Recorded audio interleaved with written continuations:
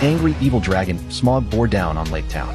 Its belly glowed with dragon fire as it dove toward the earth, unleashing torrents of flame upon the town.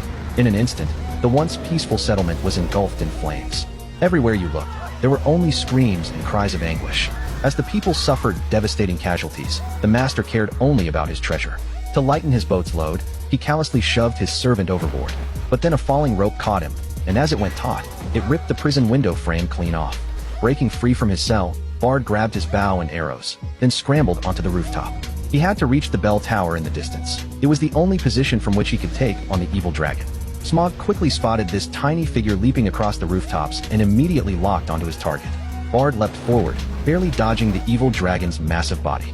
On the lonely mountain not far away, the company felt deeply ashamed, knowing they provoked the evil dragon's wrath. All except Thorin, who showed no concern for the town whatsoever, staring vacantly toward the palace as if he couldn't even hear the townspeople's cries. As Smog continued raining fire down below, Bard seized his chance and climbed up to the bell tower. The town before him had been completely consumed by flames. Furious, Bard raised his bow and fired an arrow at Smog, but the evil dragon's scales were far too tough. He shot arrow after arrow, but none could pierce the evil dragon's armor. Looking back, he realized he had only one arrow left. Even so, he refused to give up. He steadied himself, drew the bowstring back to its limit, and took aim again. This time Smog noticed. With just a slight sideways glide, it nearly toppled the entire bell tower. Bard had no weapons left and fell into despair. Just then, his son climbed up to the tower, clutching a black arrow in his hands. A dragon-slaying arrow forged specifically by the dwarves to kill evil dragons.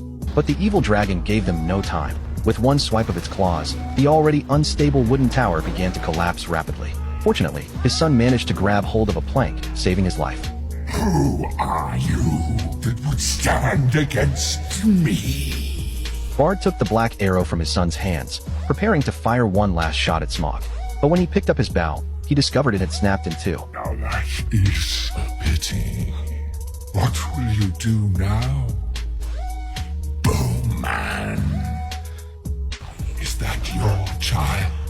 You cannot save him from the fire. He will burn. These words undoubtedly touched Bard's soft spot. He jammed the broken bow pieces into the wooden frames on either side, then adjusted the bowstring and had his son brace the black arrow against his shoulder.